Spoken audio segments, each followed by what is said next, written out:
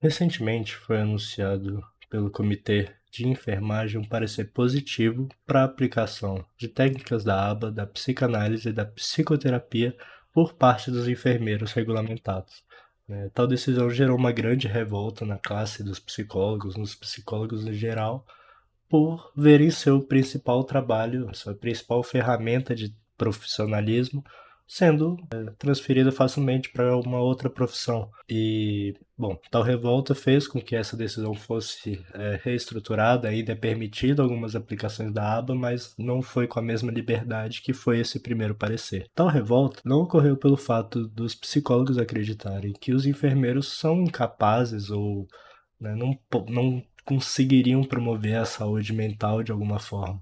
Mas isso aconteceu pela desvalorização e também pela falta de conhecimento, né, que no geral as pessoas têm sobre o que é a psicoterapia. E aí você se pergunta, por que é tão difícil entender o que é a psicologia, o que é a psicoterapia, o que ela faz? E tem vários pontos que podem ser levantados. O primeiro deles é que realmente é difícil. A psicologia está trabalhando com um dos fenômenos mais imprevisíveis e complexos que existem, que é o ser humano e as suas decisões, as coisas que ele faz. E, bom, além dessa dificuldade, a gente vive num país que não é muito bem fiscalizado essa prática no geral. Então, né, a gente encontra diversas coisas por aí dizendo ser terapias que ou não são validadas pelas ciências ou já estão ultrapassadas, né? E acaba gerando uma grande confusão do que é, o que não é válido, o que é, o que não é a psicoterapia. E com facilidade você pode se deparar com profissionais que estão vendendo, né, ideias ou teorias que não têm nenhuma lógica, nenhuma ligação com a ciência, né? Sua fundamentação muitas vezes também baseada em dogmas que, além de não dizer com a ciência, são até preconceituosos ou limitantes, reducionistas do fenômeno ser humano. E quando eu digo isso, estou falando de coisas como a constelação familiar, né, os signos, o tarô, os gurus da lei da atração, né, e os diversos coachings que a gente encontra, né, quântico coaching de inteligência emocional, todos eles, né, basicamente não estão dentro da psicologia, né, não é algo que o psicólogo de verdade estaria aplicando, né, estaria se intitulando como aplicador dessas questões. E, além disso, essas coisas não estão nem dentro da psicologia, mas também você pode encontrar psicanalistas que não são psicólogos, já que é permitido a pessoa se formar em psicanálise e não ser psicólogo. Apesar das controvérsias da psicanálise, ela ainda está dentro do campo da psicologia, do campo acadêmico e profissional, né, dessa ciência. Mas mesmo assim, você pode se deparar com profissionais psicanalistas que não são psicólogos, né, o que já é um pequeno dilema. E, bom, além disso, se você encontrar um psicólogo de fato formado, você também vai se deparar com diversos problemas. Entre eles, que não só a psicologia, mas como diversas profissões no Brasil vêm sendo sucateadas cada vez mais, né? Cada vez mais banalizado o diploma. Então, por exemplo, o que pode ser observado, né, dito numa palestra do Roberto Banago, que é um doutor que trabalha muito, né, já é muito consolidado dentro da psicologia e da análise do comportamento, fala sobre a diferença da formação dele, da formação atual, onde ele teve uma formação praticamente integral, ele passava o dia aprendendo psicologia. E hoje em dia já não é mais assim. Hoje em dia é de turnos e a formação dele chegou a ser o dobro ou até um pouco mais do que são as formações atuais de psicologia. E, bom, trazendo um pouco do meu relato pessoal do que realmente acontece na faculdade de psicologia, né, vários pontos a serem levantados. Primeiro, né, esse que realmente, hoje em dia um psicólogo não sai formado da faculdade, ficando cada vez mais dependente de um curso de formação, pós-graduação, mestrado, doutorado, né, extensões, para ser minimamente qualificado para a aplicação do trabalho profissional. E falando da minha vivência, algo que aconteceu com o currículo posterior ao meu, da minha faculdade, foi que existe uma lei que permite com que todos os cursos de graduação presencial, né, ofereçam 15%, né, no máximo 15% da sua formação de forma remota. Ou seja, né, aquela aula de pandemia que quem viveu sabe, né, baixa eficiência, né, a baixa adesão que tem esse tipo de ensino.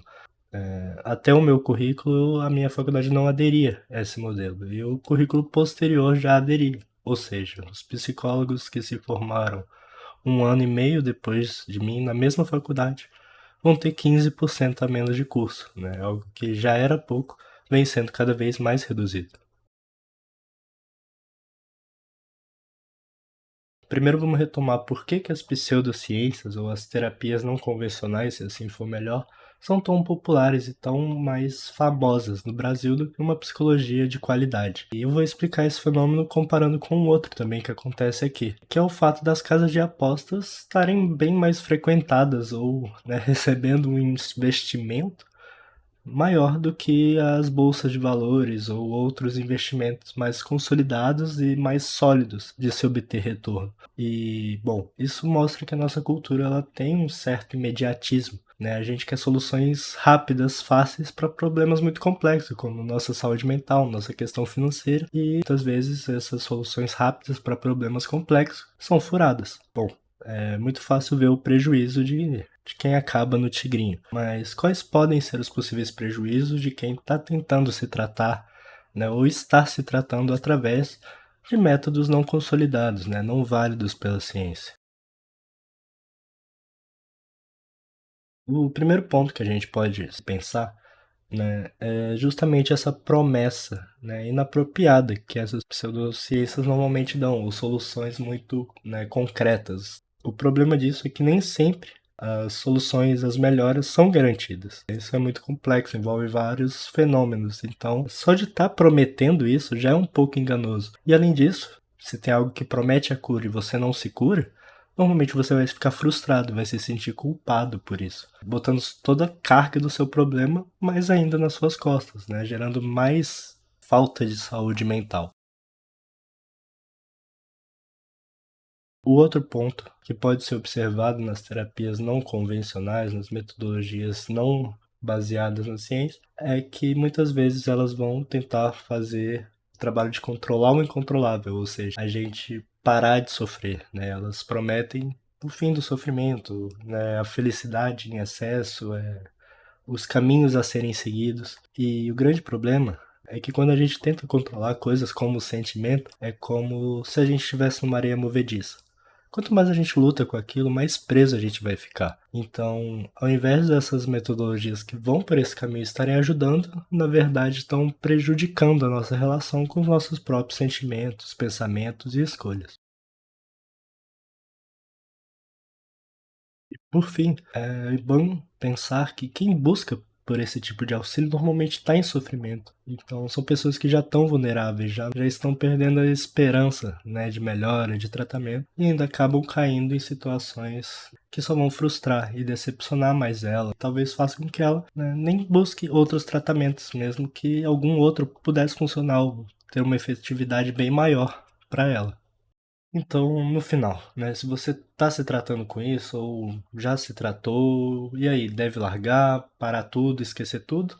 Não. Como um psicólogo, eu, né, tenho total certeza que eu não sou o dono da sua vida, mas o que eu tô tentando trazer aqui é que você pode investir em formas muito mais concretas e seguras de se obter saúde mental. Tanto seu dinheiro como seu tempo e a sua energia podem ser melhor utilizados nesse objetivo. E dando um outro exemplo para explicar mais ou menos o que é se tratar com pseudociência ou terapias não convencionais, é basicamente como se você estivesse na academia. Seu objetivo é ficar maromba, ganhar músculos, né, melhorar seu corpo. E aí você pode escolher um dos caminhos, um onde você vai falar com aquele cara bombado lá da academia e tentar fazer com que ele te ensine ou te ajude a treinar da forma que ele treinou, que ele te passe a dieta, suplementos que ele tá tomando. E ok, pode funcionar, já que ele chegou lá. Mas muitas vezes não. Muitas vezes você pode não conseguir fazer a dieta que ele fez, ou a dieta que ele te passou não ser adequada para você e no final te distanciar do seu objetivo ao invés de te aproximar, passar um exercício que você vai acabar se lesionando e ficando mais tempo longe da academia. Ou você pode pegar outro caminho, que você vai contratar um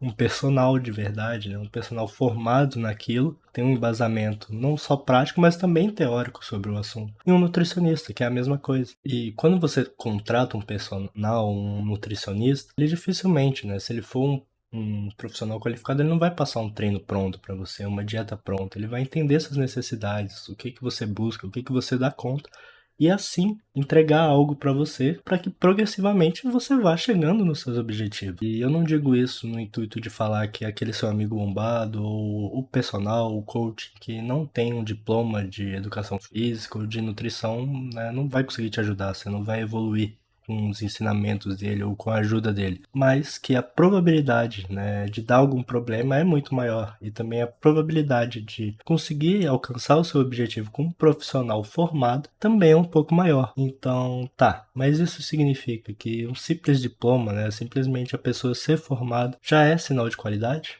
Como eu estava dizendo sobre como andam as faculdades, não, né? Um simples diploma não é sinal de qualidade, mas é pelo menos um indicativo que a gente está indo para o caminho certo.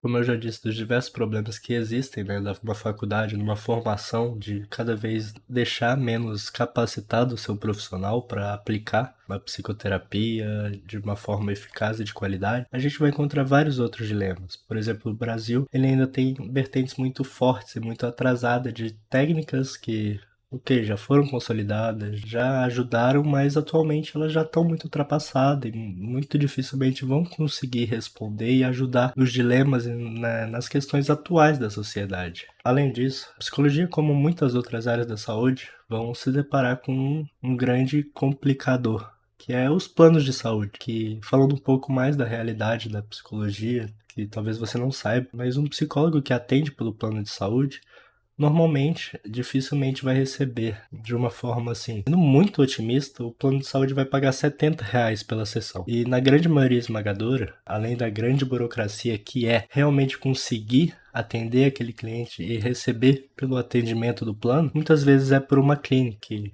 por estar fazendo todo esse trâmite de se inscrever nos planos de saúde, trazer o cliente, pega 50% do salário. Ou seja, o psicólogo não recebe quase nada. E isso muitas vezes vai refletir numa necessidade de um trabalho mais corrido, menos caprichado e menos atencioso. Critérios que vão influenciar bastante no resultado, né, do desenvolvimento do tratamento da psicoterapia. Novamente, eu entendo. O Brasil não é um lugar onde as pessoas, nem todos têm condição de ter plano de saúde e muito menos condição de pagar um profissional, né, um valor justo fora do plano de saúde. E nem estou falando que você precisa disso para ter saúde mental ou que só existem profissionais ruins dentro do plano de saúde. Mas é uma tendência que vai ser complicadora, né? Ela é adoecedora para o profissional que atende e acaba refletindo na falta de saúde que eles conseguem transmitir para os seus pacientes, para os seus clientes. Então, é só um ponto a ser observado, né? Que vai acabar acontecendo caso você opte por ser atendido pelo plano de saúde. E também um outro ponto muito importante de se pensar, voltando ao exemplo do nutricionista e do personal, também na psicologia, o cliente, o paciente, o contratante do serviço, ele vai ter que fazer boa parte do trabalho. Muita gente critica, mas eu vou no psicólogo e ele faz eu ter que resolver meus problemas, né? Eu faço sozinho. Mas é a mesma lógica de você reclamar que o nutricionista não tá comendo a dieta por você, né? Não faz nenhum sentido. Ele vai te ajudar a montar, te ajudar a chegar no seu objetivo. Mesma coisa, o psicólogo, ele vai te ajudar a se entender. Entender por que você faz algumas coisas, por que você deixa de fazer outras, o que está sustentando isso, para quais caminhos você precisa ir para chegar nos seus objetivos, ou até esclarecer quais são seus objetivos, o que você quer da sua vida. E não fazer isso por você, até porque não tem como. Bom, diferente daquele ponto que eu trouxe da pseudociência, de você se sentir culpado por não ter os resultados, a psicologia, a psicoterapia vai trabalhar justamente isso. Da gente não tentar controlar os resultados, e sim no nosso desempenho, né? Conseguir ver o que a gente pode fazer, o que cabe a gente e o que não cabe. Algo que não vai acontecer muito nessas abordagens pseudocientíficas. Tá, passei boa parte desse vídeo explicando por que é tão difícil encontrar um psicólogo que realmente é psicólogo. E além disso, se ele é psicólogo, talvez ele tenha muitas barreiras também para conseguir apresentar um trabalho de qualidade. Mas eu vou trazer alguns pontos, pelo menos dentro da minha teoria, da minha base de conhecimento, que é a análise do comportamento, as terapias contextuais, a psicologia baseada em evidência, alguns indicativos para você ver se seu psicólogo está sendo bom ou não para você, né? Se vai ter uma possibilidade de evolução ou não. Bom, o primeiro ponto, que para mim é o mais relevante, porque sem ele, infelizmente, não vai ter muito tratamento, que é você se sentir à vontade, você se sentir acolhido pelo seu psicólogo, que muitas vezes, apesar de ser psicólogos, ou por não serem psicólogos, esquecem justamente esse ponto. A gente precisa sempre lembrar que a outra pessoa ainda é ela, ainda é um ser humano na sua frente. E, bom, se você não se sente à vontade de ser você, como é que a gente vai entender quem é você? Como é que a gente vai mudar de algo que a gente não consegue nem descobrir o que é? Ou você não está se sentindo acolhido e abraçado por esse trabalho. O segundo tópico para a gente pensar é sentir que a terapia também é sua. O psicólogo ele não é como se fosse um mestre da razão e das boas decisões. Ele sabe o que a gente vai ter que falar, para qual caminho vai ter que ir, o que você tem que falar hoje, como é que você deveria se sentir, como é que você deveria fazer. O terceiro tópico, que anda bem alinhado com esse, é você não ter respostas prontas pelo seu psicólogo. Primeiro porque, como eu já estava dizendo, ele não é dono da sua vida, ele não está vivendo a sua vida, então provavelmente ele não vai ter respostas melhores do que você mesmo para o que você deve fazer ou deixar de fazer. Além disso, vamos supor que ele seja realmente bom em dar essas soluções e ele consiga acertar bastante. E aí? E quando você ter que sair da terapia ou ele parar de te atender? Como é que você vai fazer? Você não vai ter criado uma independência, né? Então, um dos objetivos na terapia é uma hora você conseguir se virar sozinho, né? Resolver seus problemas sozinhos. E o último tópico, para a gente também perceber nós mesmos, porque, claro, o psicólogo ele vai ter ferramentas para ver como está nossa evolução, como é que a gente está indo e etc. Mas uma auto-observação interessante que a gente pode fazer é perceber se a gente está mudando, se a gente está fazendo as mesmas coisas, se a gente é aquela mesma pessoa que entrou na terapia. E por que é tão importante a gente perceber a mudança? E sempre é importante ressaltar que mudar é diferente de melhorar, porque nem sempre as pessoas ou a gente mesmo vai entender como uma melhora de começo. E isso se dá por diversos motivos, né? Vamos pensar uma pessoa passiva que está saindo da posição de passividade, sendo mais assertiva, se impondo, dizendo não. Isso muitas vezes vai ser visto como negativo para as pessoas que aproveitavam dessa passividade dela. Então, as pessoas não vão ver necessariamente como uma melhora. Ou, por exemplo, você que estava tendo um comportamento que a curto prazo estava te favorecendo, te aliviando de angústias e dores, mas a longo prazo estava causando sofrimento ou problemas ainda maiores do que esses que você estava evitando a curto prazo. E inverter isso, passar a sofrer um pouco mais a curto prazo para ter benefícios a longo prazo, também é uma forma difícil de ver que a gente está melhorando. Ou seja, sair dessa zona de conforto, dessa zona de previsibilidade, nem sempre vai significar que vai ser melhor, mas com certeza vai ser diferente. E sempre é importante a gente pensar que mudar o nosso estilo, nossos comportamentos é importante. Né? Pensa na teoria da evolução. Né? O que acontece com uma espécie que não muda, que tenta ser a mesma para sempre, independente do contexto que ela está vivendo? Ela vai ser extinta. E as espécies que continuam, que se dão melhor, são as espécies que se adaptam ao novo ambiente, ao novo contexto que ela está vivendo. E, bom, se ficou um pouco na dúvida o que a psicoterapia faz, pelo menos na minha visão é isso. É nos ajudar a entender mais quem que a gente é, o que a gente quer e como se adaptar ao contexto que a gente está vivendo para chegar nesse objetivo.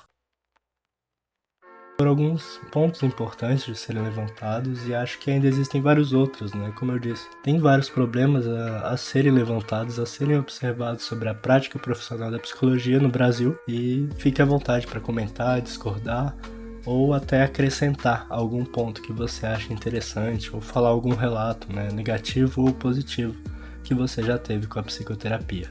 Um abraço.